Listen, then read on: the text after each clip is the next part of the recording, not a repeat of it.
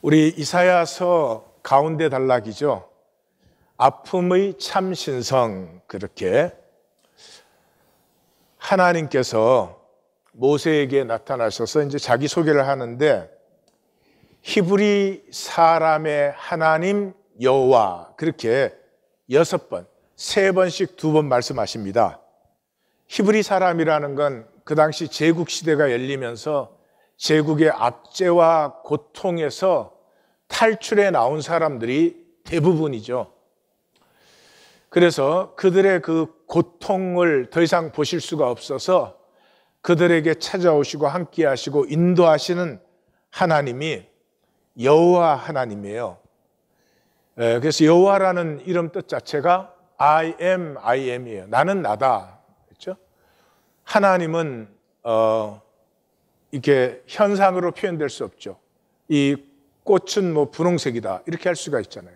그렇지만 하나님은 모든 것이고 전체시고, 그러니까 무엇이 다라고 표현될 수가 없죠.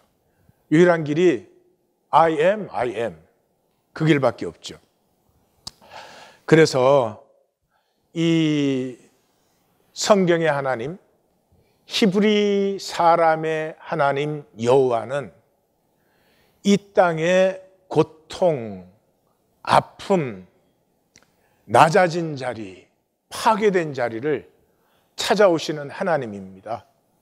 이런 신과는 성경 외에는 존재하지 않습니다. 모든 인류의 신은 수호신이죠, 전부. 그 하나님에게 잘 해드리면 그 하나님이 나를 보호해 주시고 지켜주시는 수호신이죠. 안타까운 것은 기독교가 이 하나님을 그런 우상의 하나님, 하나님한테 잘 해드리면 하나님도 나에게 축복을 해주시는 이런 기가 막힌 우상으로 전락시킨 것이죠.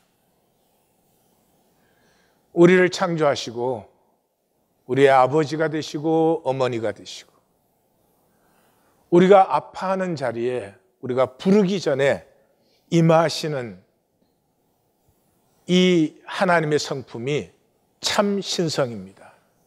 참 신성. 오늘 본문은 거짓 신성의 파멸을 보여줍니다. 왜? 하나님이 뺏은 게 아니고 스스로 참 신성을 버렸기 때문에. 이 신성의 문제를 다루는 것이 시편 82편이에요. 시편 82편에 참 신성은 가난한 자, 고아, 곤란한 자, 빈궁한 자, 이 궁핍한 자와 그 자리들을 섬기고 세우는 것, 그것이 참 신성이다. 아프고 약하고 낮은 자리로 임하는 것이 참 신성이다. 그리고 그 신성을 우리에게 주셨습니다. 그런데 우리가 그 신성을 원하지 않고 마귀에게 쏘가서 이 쏘금을 표현해 주는 설화들이 히브리 설화에는 대표적으로 루시퍼 설화예요. 이 천사장 중에 제일 뛰어난 천사장인데 이 나만 하나님같이 높아지려. 하나님같이 높아지는 것은 하나님에게 문제가 아니에요. 이런 아버지 있어요? 저게 내보다 더 똑똑해지다니. 예? 그런 아버지 없겠죠? 우리가 높아지기를 원하고 하나님의 모든 영광을 우리가 누리기를 원하세요, 하나님이. 문제는 나만이에요. 또는 내가 최고로. 그래서 남이 잘 되면 배가 아픈 거예요. 어리석은 일이죠. 나만에서 무슨 좋은 게 나오겠어요? 하나님은 만유가 나에게서 나왔기 때문에 만유가 나와 하나 되고 얼마든지 나를 누려라, 이것이죠. 이 똑같은 설화가 가나안 설화에도 있어요. 아마 전 세계적으로 보면 다 있을 것 같아요. 이게 인간 그 본성 속에 숨어 있는 것이니까. 그는 힐렐이라고 하는 그런 설화인데, 그건 역시 자기가 하나님과 같이 자기만 그렇게 높아지겠다 하는 것이죠. 그것을 이제 그 소재로 해서 이 영계 비밀의 핵심을, 이 온 우주의 핵심 비밀을 계시해 준 것이 오늘 본문이에요. 그래서 12절에서 14절은 어리석은 속셈이에요. 어리석은 속셈. 하나님을 모르기 때문에. 우리의 제일 거짓이 어디에서 시작돼요? 속셈에서. 속셈은 있는데 속셈이 아닌 걸 자꾸 이렇게 표현하고 말하고 뭐 이렇게 척하면은 그게 된 걸로 생각을 해요. 예, 사람에겐 될지 모르겠어요. 근데 하나님은 중심을 보시니까 속셈이 나예요. 속셈이. 이 하나님 이름을 부르면서도 속셈과 겉모습을 다르게 하고 있으면 어쩌자는 걸까요? 하나님을 속이자는 걸까? 하나님이 뭐라고 하시든지 나하고는 상관이 없는 거겠죠? 분명히 단절되어 있는 것이죠. 그래서 우리의 문제는 하나님을 모르는 것이에요. 모른다는 것은 지식이나 정보를 모른다는 것이 아니라 하나님을 못 느껴요. 하나님을, 이 하나님의 본질 세계 또는 하나님의 나라를, 또는 하나님이 내게 주신 신성을, 또는 내 이웃에게 들어있는 신성을 한 번만 느끼면 이 평면 세계의 거짓은 그대로 드러나 버려요. 돌아가려고 해도 돌아갈 수가 없게 돼요. 너 아침의 아들 계명성이여 어찌 그리 하늘에서 떨어졌으며 땅에서 찍혔는고. 계명성은 새벽을 여는 영광의 존재예요. 그러니까 계명성이 새벽을 불러일으킬 때마다 하나님 그 창조 세계의 신비와 아름다움과 그 하나님 안의 어우러짐들이 다 피어나는 것이죠. 그런데 루시퍼가 그게 하나님이 자기에게 준 사명이죠. 사명을 주시면 은사를 같이 주시니까 은사를 주신 것이죠.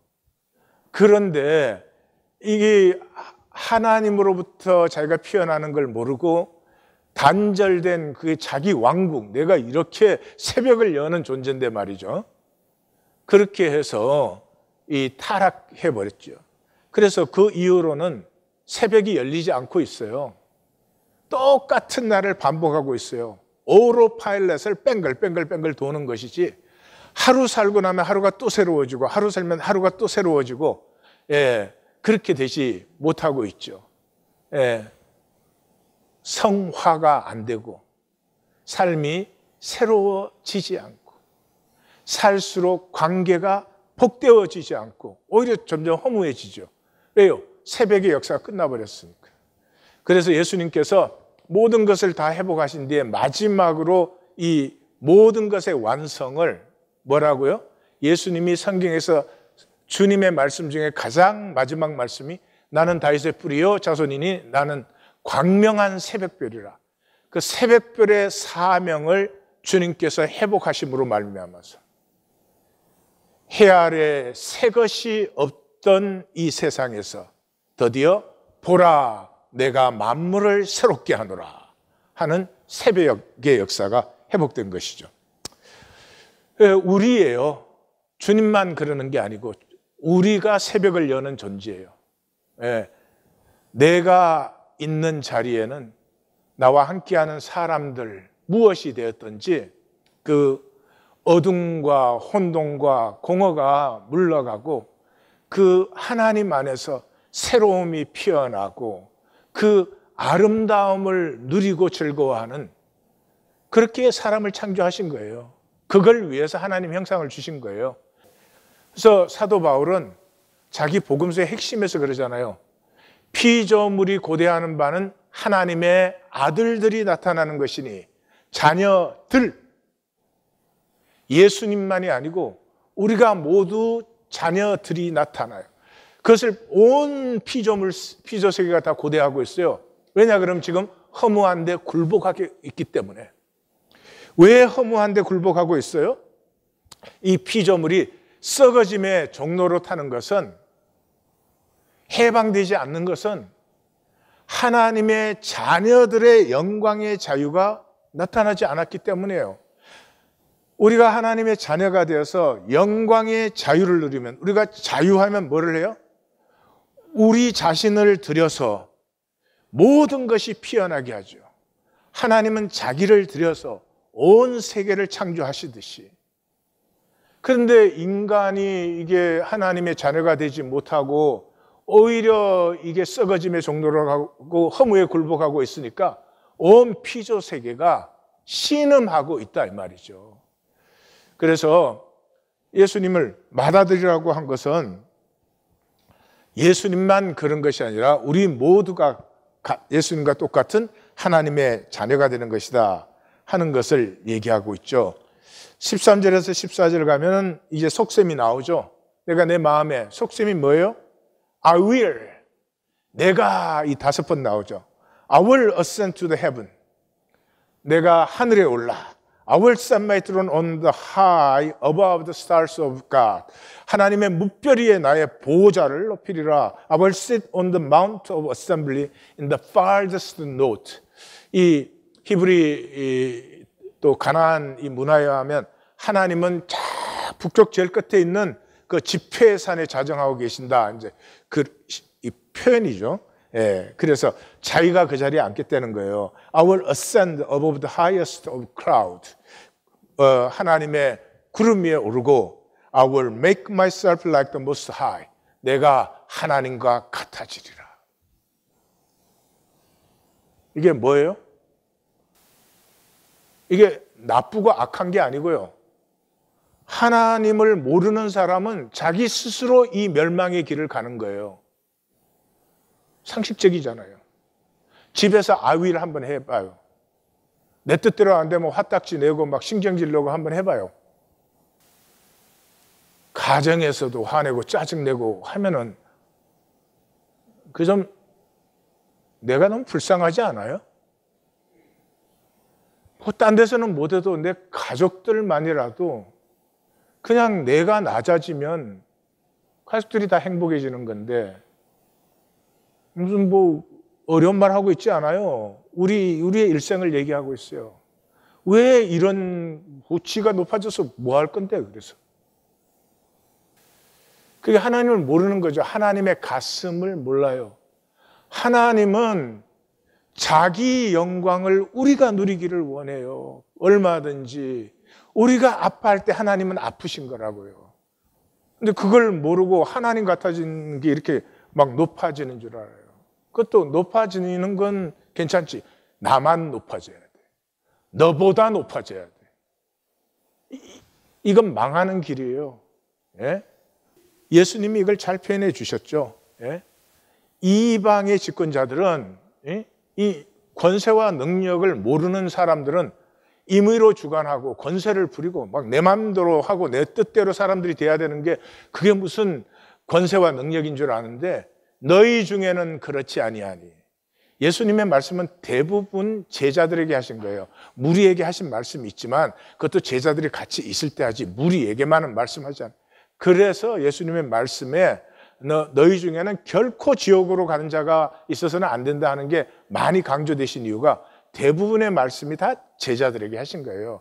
너희 중에는 그렇지 아니하니. 너희 중에 크고자 하면 섬기는 자가 되고 어뜸이 되고자 하면 종이 되고 인자가 온 것은 섬김을 받으려고 온 게 아니야. 사람에게 섬김 받아야 얼마 받겠니? 도리어 섬기려 하고 자기 목숨을 많은 사람의 대속물로 주려 함이라. 이게 하나님의 신성이에요. 우리도 그 신성을 가졌다 이런 말이죠. 15절에서 17절은 멸망은 결코 놓아주지 않는다. 이상해요. 망하는 사람은 혼자 망하기가 너무 두려워서 그런 것 같아요. 꼭 남을 걸고 들어가요. 뭐든지 그래요.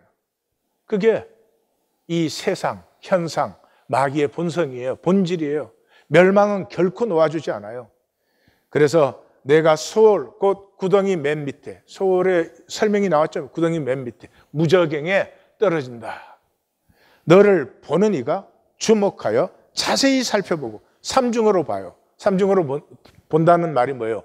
본질을 보게 된다는 거예요. 언제? 죽음에서. 이 멸망할 때야 비로소 그 본질이 보여요. 그래서 본질이 드러나는 게 심판이에요. 하나님이 이렇게 앉아서 지옥, 천국 이렇게 하는 게 아니고요. 내가 평생에 어떤 존재로 살았는지 피어났는지가 죽음에서 당연하죠. 드러나는 것이죠. 우리 삶이 단절의 몸부림이죠. 예? 단절의 몸부림이죠. 그래서 다른 사람보다 약하고 잘 안 되면은 막 무시당하고, 그러니까 사실 그 참 힘든 거잖아요. 그래서 몸부림을 쳐요. 나도 이런 게 있다, 나도 내세울 게 있다. 이게 몸부림을 치는데 그 현상의 몸부림은 물거품 같은 거죠. 죽음의 순간에 다 사라져 버리죠. 그리고 본질이 나타나요. 본질은 둘 중에 하나죠. 하나님과 접붙어서 하나가 되었든지 하나를 그대로 있든지.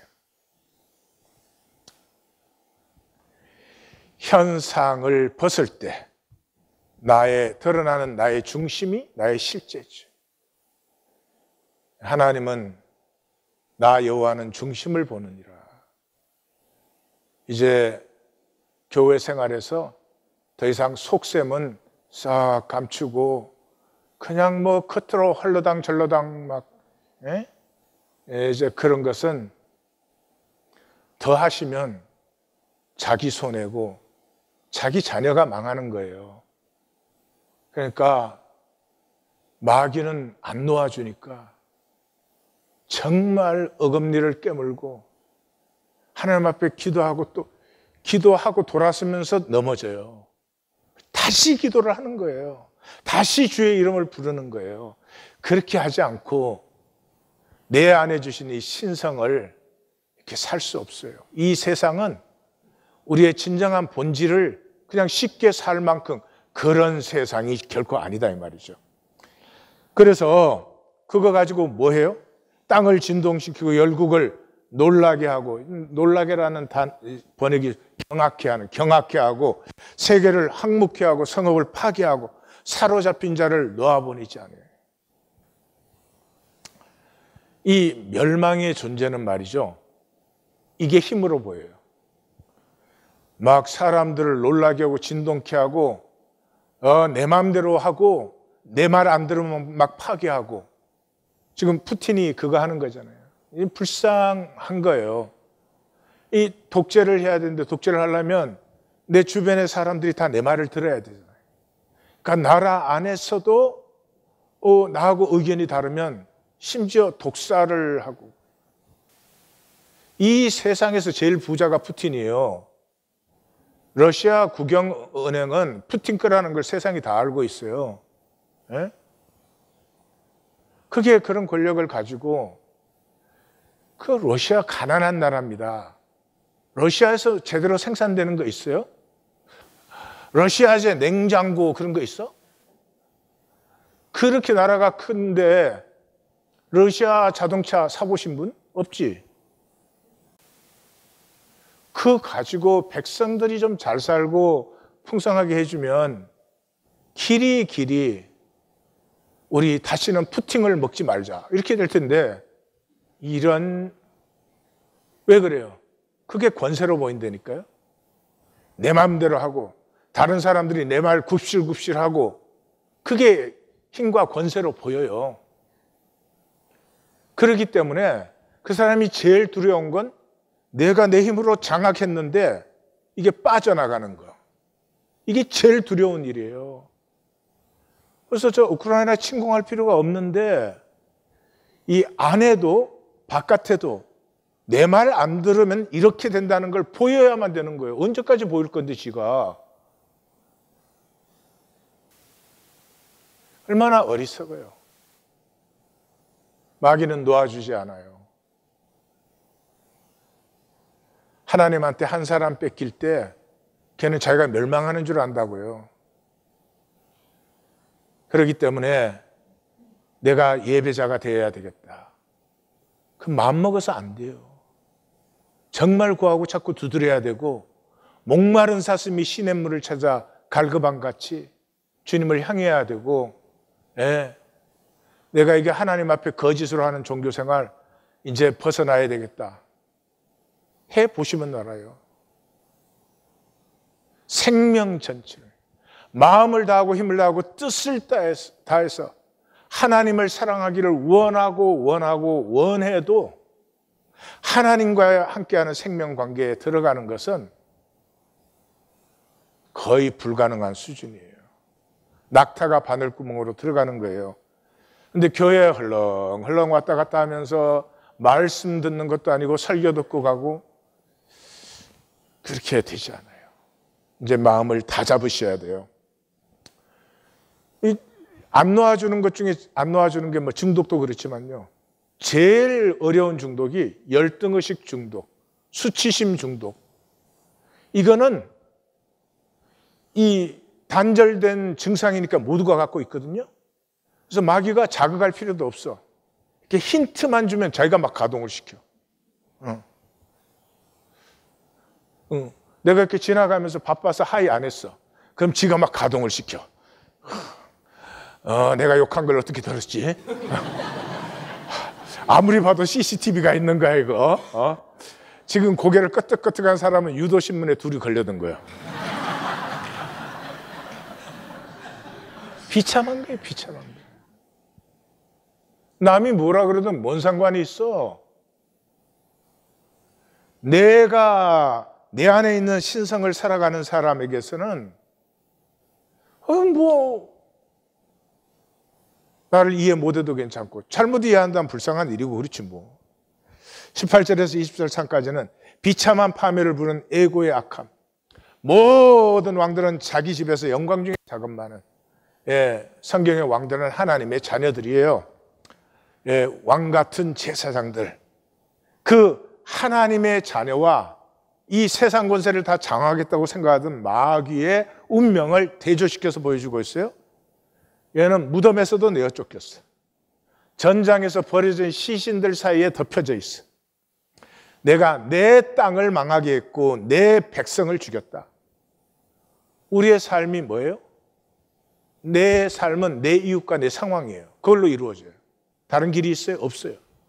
그런데 자기 스스로 이웃은 경쟁 대상이고 비교 대상이고 이웃은 안 돼야지 내가 잘 되는 거고, 그러니까 뭐 판단, 정죄, 내 상황은 어때요?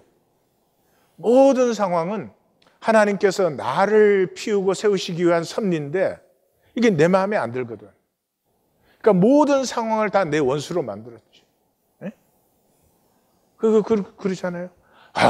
나는 부모 복도 없었는데, 남편 복도 없고, 자식 복도 없고, 근데 목회자 복도 없어. 자기 이웃과 자기 상황을 자기가 원수로 만들어 마귀에게 쏘가가지고.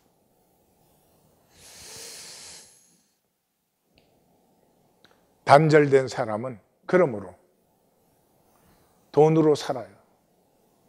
다시 말씀드려요. 단절된 사람은 돈으로 살아요. 돈 없으면 죽는 줄 알아요. 돈으로 사는 삶이 고결할까요? 가치가 영광스러울까요? 그저 중산층 유지하면 다행이고 대부분은 못해. 중산층인 척하느라고. 난 도대체 이해가 안 가요. 도대체 중산층이 뭔데? 그거 척하러 내 생명을, 하나님의 생명을 갖다 바치냐고. 구원된 사람은 믿음으로 살아요. 하박국 선지자의 선포처럼. 최악의 상황이 와요. 어떻게 하나님의 백성을, 더 악한 백성을 들어서 치게 하시냐 말이야. 그런데도 그 상황이 하나님 없이 된 상황은 아니죠. 그 상황을 통해서 이때까지 이스라엘이 알지 못하는 영광을 회복시키려고 하시는 하나님. 그러므로 오직 의인은 믿음으로 말미암아 살리라. 이 짧은 현상 세계.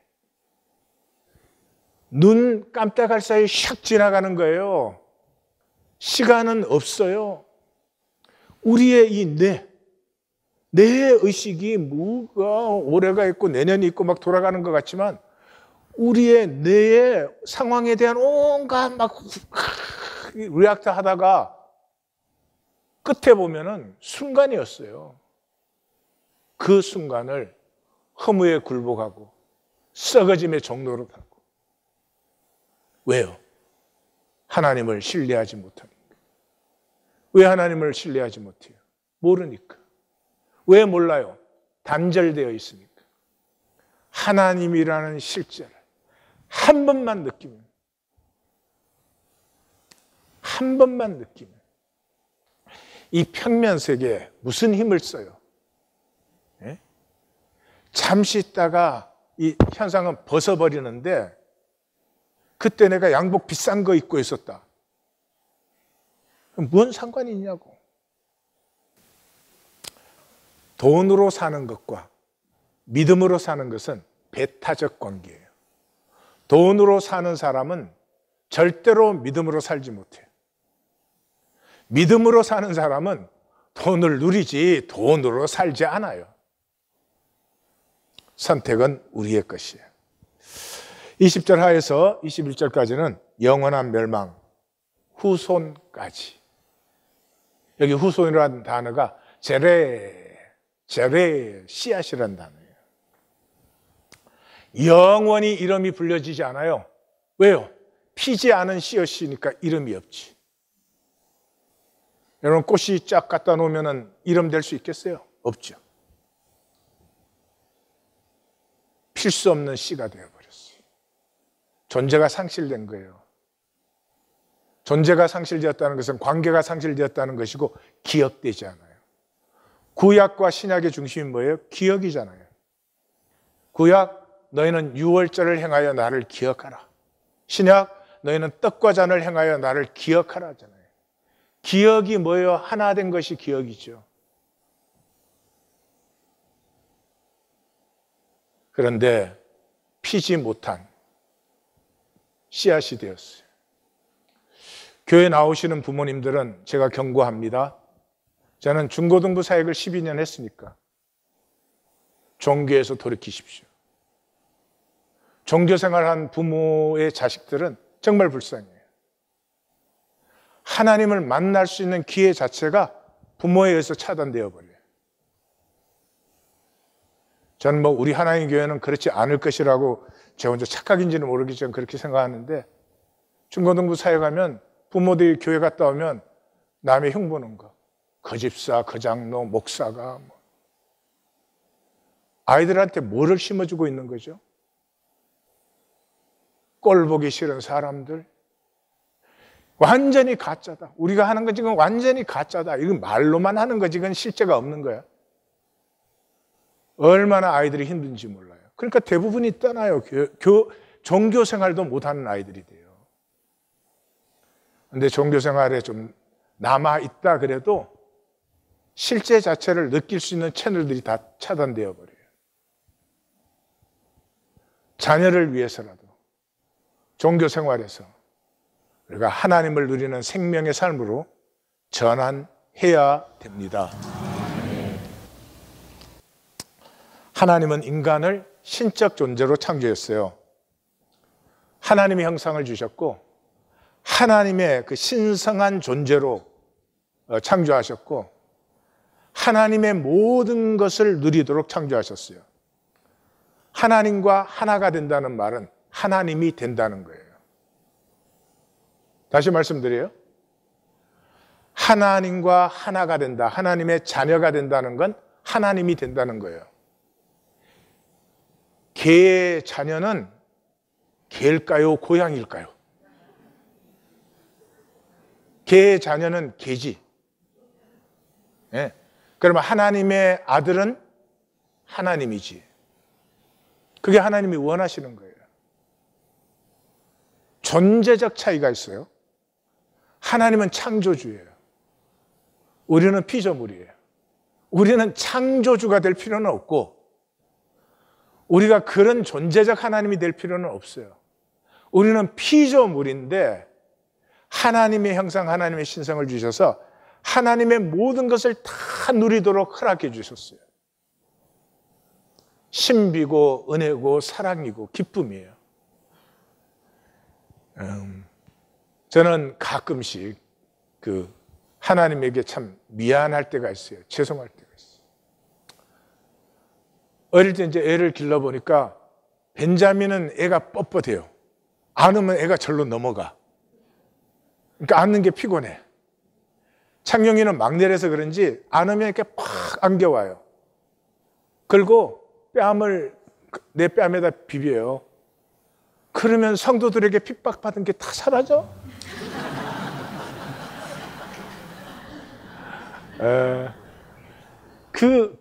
모든 피곤이 다 씻어져요. 그때 그런 생각을 자주 했어요. 하나님이 이 느낌을 아실까? 하나님은 뭐 이론적으로 모든 걸 다 아시지. 그러나 육체가 없는데 이 느낌을 아실까? 하나님도 이걸 좀 느껴보시면 좋을 텐데. 참 미안한 생각이 들고요. 오늘 아침에도 제 아내가 저보고 이 삼겹살을 너무 좋아한대나 그러시더라고. 그래서 제가 그랬죠. 여보, 나는 이 하나님 나라에 가면 예수님에게 삼겹살 대접할 거야. 그 재수 없게 유대인으로 태어나는 바람에 이 맛있는 걸 못 드셔보셨으니까 내가 주님 한턱 쏩니다. 그러니까 이 맛도 좀 아셔야지. 난 그럴 거야. 그러고 왔어요. 잘한 거 아니요?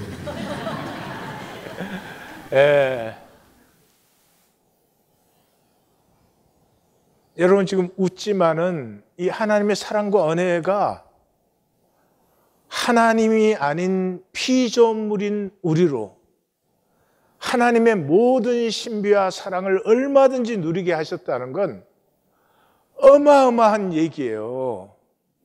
그걸 마귀에게 쏘가서 다 갖다 버리고 도대체 뭘 하고 있는 거예요?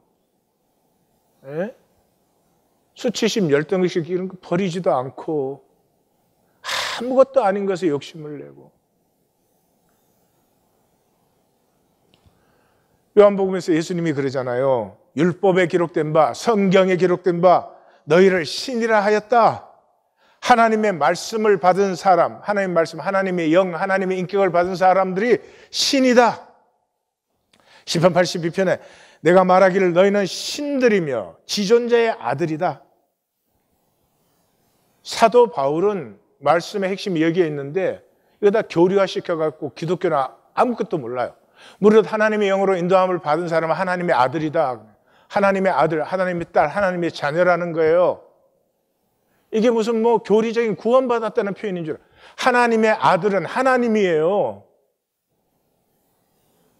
하나님의 생명을 주시고 하나님의 생명과 신성을 우리 안에 회복시키셨다. 사도 바울 때 무슨 교리적인 표현이 있어요. 이는 그로 많은 형제들 중에서 맏아들이 되게 하셨다. 맏아들이니까 우리는 다 동생이 똑같은 아들, 딸이죠. 나의 자녀들아 너희 속에 그리스도의 형상을 이루기까지 나는 해산의 수고를 한다. 그리스도의 형상, 그리스도의 본성, 그리스도의 생명, 그리스도의 신성. 우리가 다 온전한 사람을 이루어 그리스도의 장성한 분량이 충만한 데까지. 그냥 그리스도의 형상이 아니에요. 장성한 분량이 충만한 데까지. 너희가 정욕 때문에 땅에서 썩어질 것을 피하여 신의 성품에 참여하는 자가 되겠어.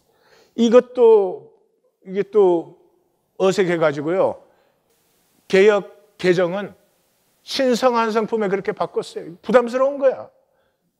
우리 끝까지 이 육체의 인간으로 우리를 보고 있어요. 하나님 하면서 끝까지 나는 육체의 인간인 줄 알아요. 이 현상 잠깐 있는 것인데 이 상황과 조건이 난 줄 아는 거예요. 저 신의 성품이라는 번역도 저는 만족하지 않아요. 신이 되게 하셨느니라. 그렇게 번역했어야 되는 거예요.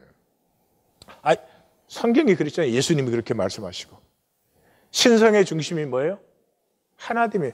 우리가 왜 이런 걸 끓여요? 신을 막 우상화시켜가지고 막 보좌에 앉아가지고 번쩍번쩍하고 막 손들면 마음대로 하고 이런 걸 하나님이라고 생각해요. 예?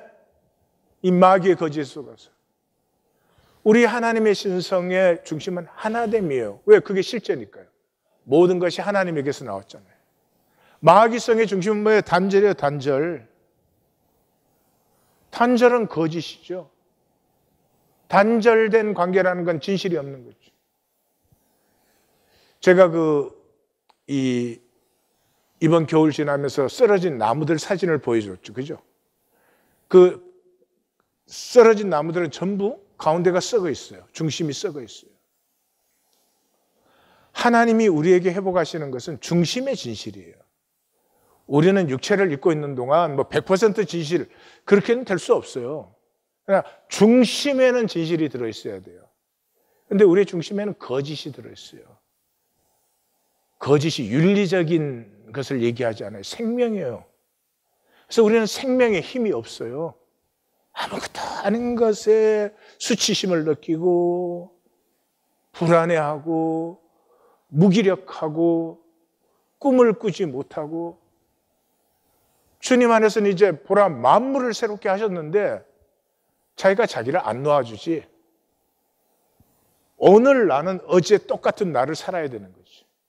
오늘 나는 새롭게 살 수 있는데 어제까지 내가 무엇으로 살았든지 오늘은 내가 하나님의 자녀로 살 수 있는 날인데 상황과 조건에 자기를 노예화시켜가지고 살지 않죠. 마귀와 하나님,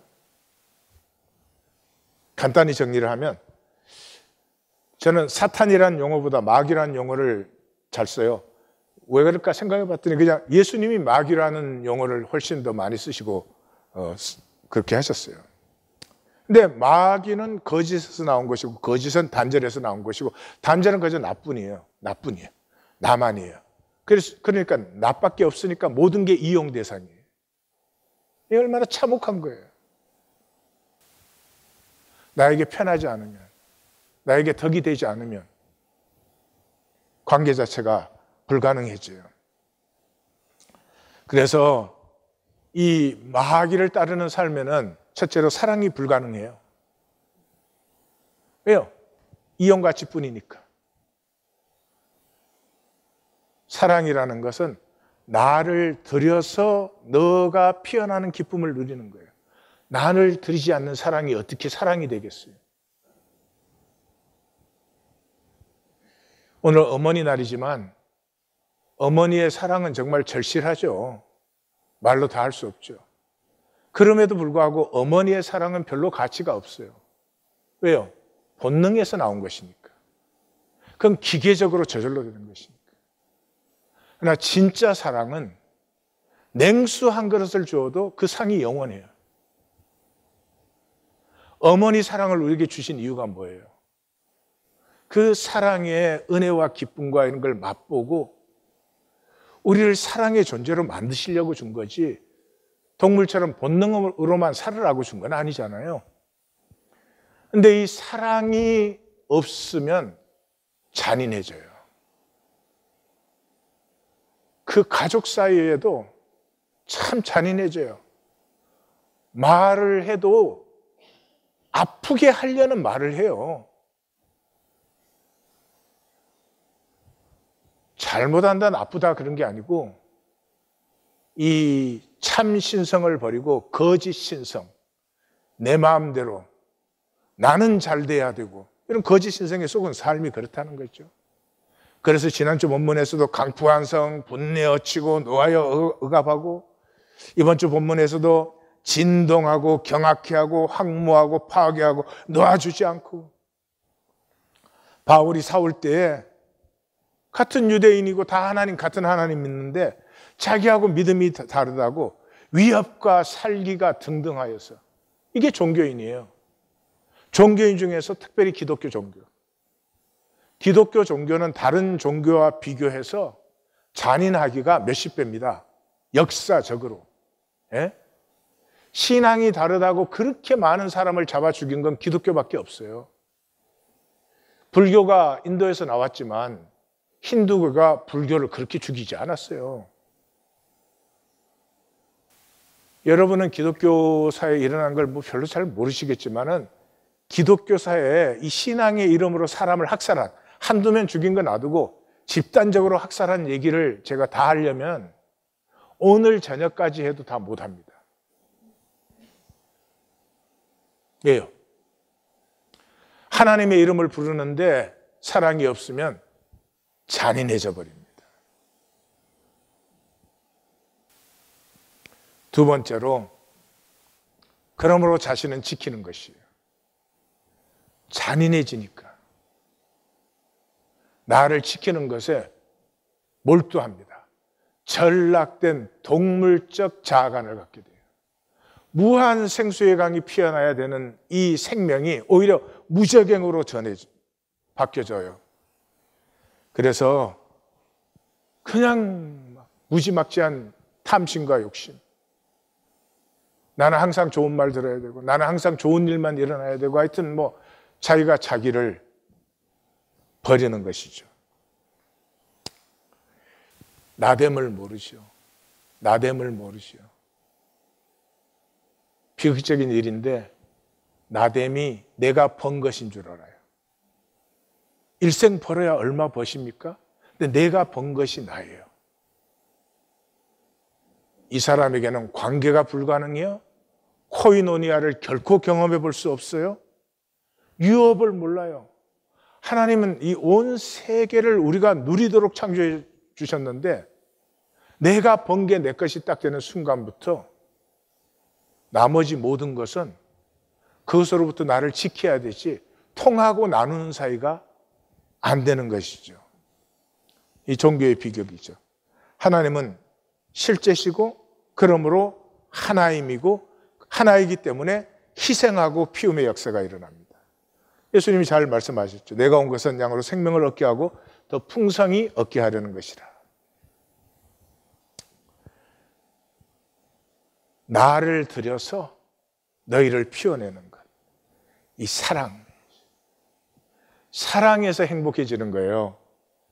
행복하면 무아하잖아요. 그러니까 우리는 이 성경 말씀을 종교적으로 읽어서 하나도 실제로 못 누려요.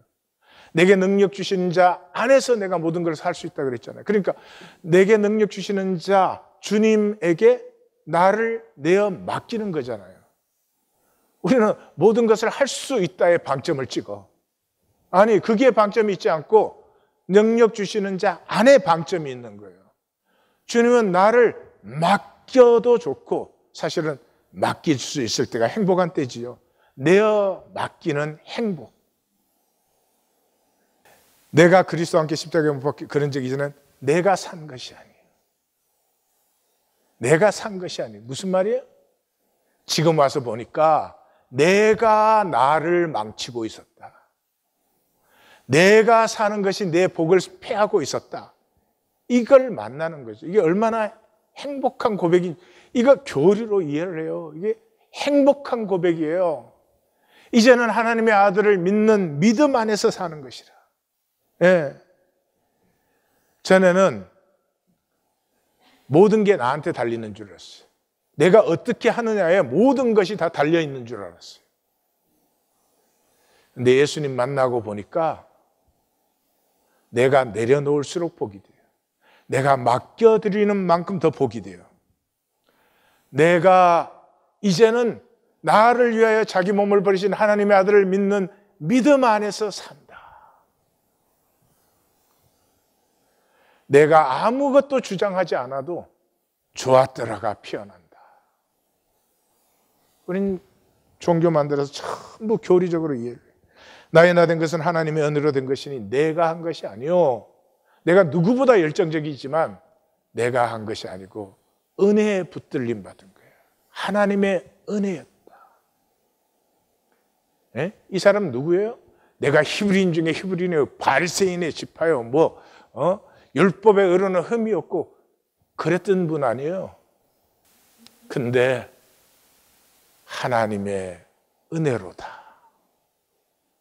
이건 교리, 성경 공부 가지고 만날 수 있는 것이 아니지. 마귀와 하나님은 거짓과 실제. 마귀는 거짓이고 하나님은 실제예요. 그래서 성경은 극단적이에요. 뭐에 대해서? 현상에 대해서. 이 거짓인 현상에 대해서. 그래서 Jesus of Nazareth, NJ. 뉴저지 아니에요? 나사렛 지저스. 예수님은 로마 시대의 그 잔악함은 그 시대가 그런 시대였다는 것을 감안하더라도 말로 다 할 수 없는 것이에요. 노예가 되면 인격도 없고 인간도 없어져요. 정치, 경제에 그 불공평과 불균형을 말로 할 수 없어요. 그런데도 거기에 대해서 한마디도 말씀하신 적이 없어요. 저는 예수님 믿고 처음에 그게 굉장히 불만이었어요. 예수님이 3년 사역했어요. 그것도 만 3년이 아니고 만으로 하면 그저 2년 남짓해요. 가르침도 거의 없어요. 왜요? 현상은 일루전이에요. 그 일루전을 주신 이유는 나의 생명, 나의 신성을 피워내려는 것이지 현상의 문제를 해결하려는 게 아니에요. 여기에서 성경적은 극단적이에요. 그렇기 때문에 현상에서 뭐를 해야 되고 살겠다는 사람은 성경에서 거리를 두셔야 편하실 거예요. 하나님의 나라는 제국을 파멸한 다음에 하나님 제국 세우는 게 아니에요. 이 광야 같은 현상의 세상을, 지나가는 세상을 1820 데일리 브레드로 사는 거예요. 딱 두 가지만 있으면 돼요. 일용할 만나와 길벗들. 이 지나가는 광야에 10년치 양식을 짊어지고 가는 사람은 어리석은 자예요. 일용할 만나의 길벗. 이게 두세 사람을 넘어서면 벌써 허위가 들어가요. 그 삶에서 존재의 가치라는 것을 좀 느껴보고, 이 현상 가치가 아니고 존재 가치를 좀 느껴보고, 그 다음에 내 안에 있는 신성, 너 안에 있는 신성도 좀 느껴보고, 뭐 제대로 된 관계가 되겠습니까? 많은 1%의 코이노니아로도 체험을 해보고, 바늘 끝의 비밀을 아셔야 돼요. 본질은 바늘 끝만큼만 체험해버려도 현상은 와르르 무너지는 거예요. 그래서 뭐 성경은 이 현상의 허무성에 극단적이죠. 헛되고 헛되니 모든 것이 헛되다. 예, 이 솔로몬이 그러잖아요. 눈이 원하는 것, 마음이 즐거워하는 것 내가 다 했다. 나의 모든 수고를 내 마음이 기뻐한다. 왜냐 그러면 나의 모든 수고로 말미암아 이룬 것이다. 황금 제국을 세워놓고. 그런데 그 후에 본즉 내가 내 손으로 한 이스라엘 시대에 유일하게 제국을 이룬 시대, 내 손으로 한 모든 일과 내 수고한 모든 것이 헛되어 바람을 잡으려는 것이라 해 아래 무익한 것이로다. 현상에 뭐를 만들었건 얼마나 큰 걸 만들었건 It just doesn't matter. 현상은 결국은 쓰러지는 것이니까. 이 현상 세계 속에서 유일한 실제는 말씀밖에 없어요.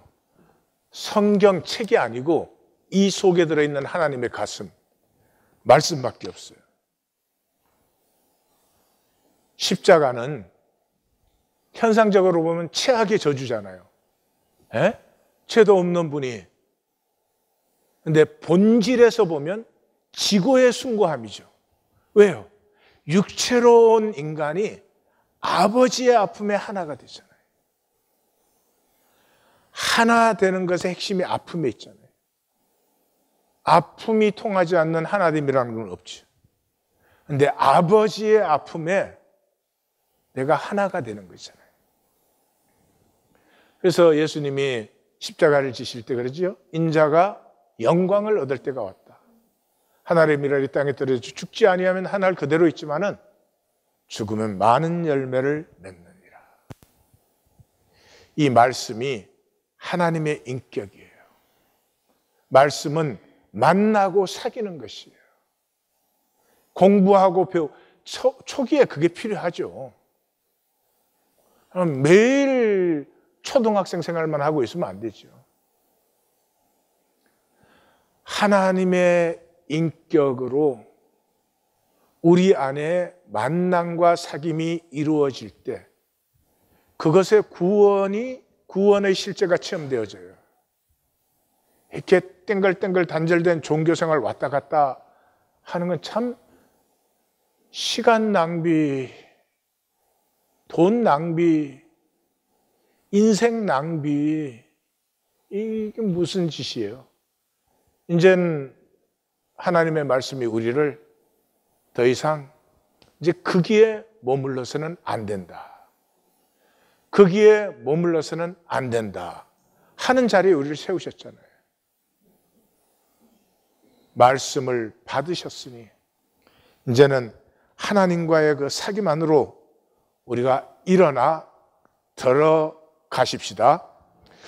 사도 요한 태초에 있는 생명의 말씀에 관하여는 우리가 들은 바요, 본 바요, 자세히 보고 만진 바다. 무슨 말하고 있어요? 말씀이 그 유대인들처럼 뭐 공자왈, 맹자왈, 가라사대 그게 아니고 말씀이 실제야. 만나고 교제하는 것이야. 그래서 뭐라고요? 그 말씀을 전해주면서 우리가 보고 들은 바를 너희에게 전하면 우리와 사귐이 있게 하려 함이니 우리의 사귐은 아버지와 그의 아들 예수 그리스도와 더불어 누림이라. 말씀이 인격으로 느껴지면 말씀이 인격으로 느껴지면서 두렵고 떨림이 생겨요. 말씀 알면서도 함부로 살고 거기에 브레이크가 걸리기 시작해요. 그런데 그거보다 더 귀한 것은요, 말씀이 알아지면은 자꾸 더 알고 싶어져요. 마치 연애하는 것 같아요. 그 말씀과의 사귐에 들어가는 것. 말씀이 읽을 때 내가 전혀 이해를 못했는데 삶의 상황을 통해서 나를 이렇게 탁 깨우쳐낼 때, 아, 그거였구나. 이제 그럴 때에 이 생명은 은과 건으로도 이게 살리는 게 아니에요. 생명이 살아나기 시작해요. 함께하는 기쁨을 누리기 시작하고 세상의 허상들이 배설물로 본 모습이 보이기 시작하죠. 도스토옙스키의 까라마조프가의 형제들 중에 나오는 말 한 부분 읽고 마치겠습니다. 그러니까 똑같아요. 이게 19세기인데요. 우리의 삶이 뭐냐? 몸부림쳐서 단절을 지키는 거예요. 몸부림쳐서 나는 잘 돼야 되고 나는 뭐 이렇게 멸시당해서는 안 되고 나는 힘을 가져야 되고 이게 몸부림쳐서 단절을 지키는 삶인데 그 삶은 심판을 피할 수 없다라는 걸 이제 도스토옙스키가 해요. 우리 시대의 모든 사람들은 저마다 객체로 분리되어 있기 때문에 자신의 토굴 속에 고립되어 버리고 다른 사람들로부터 분리되어 스스로를 감추며 자신이 모은 것을 지킴으로 결국은 사람들로부터 자신을 멀리하고 자신으로부터 사람들을 멀리하는 결과를 낳게 되는 것이다. 사람들은 재산을 몰래 모으면서 이제 자신은 너무나 강하며 안전하다고 생각하지만 그런 자신이 재산을 모을수록 점점 더 자살행위 같은 무기력에 빠져드는 바보라는 사실을 모르고 있다. 왜냐하면 자기 자신만의 욕망으로 자신을 전체로부터 떼어놓고 인간의 나눔, 인간의 본성, 관계성 등을 믿지 못하고 자기의 돈과 그 돈으로 얻은 자신의 권리가 사라지지 않을까 두려워할 뿐이기 때문이다.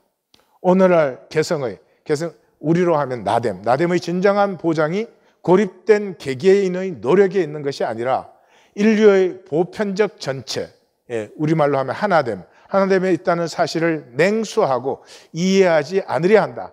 그러나 그 무서운 고립에도 우리 막 목숨 정말 다해서 내꺼 내 삶 이거 막 지키는 거 아니에요. 그 고립에도 최후의 순간은 찾아오고 사람들은 서로 단절되어 있는 것이 얼마나 부자연스러운지를 얼마나 반생명적인지를 단숨에 알게 될 것이다. 사람들은 오랫동안 어둠 속에서 빛을 볼 수 없었다는 사실에 놀라게 될 것이다. 그때 나 왜 이렇게 맹인된 삶을 살았지? 예? 그게 놀라게 됐다. 그때 사람의 아들의 표적이 하늘나라에서 나타날 것이다. 바로 그 순간이 심판의 순간이다. 기도하십시다.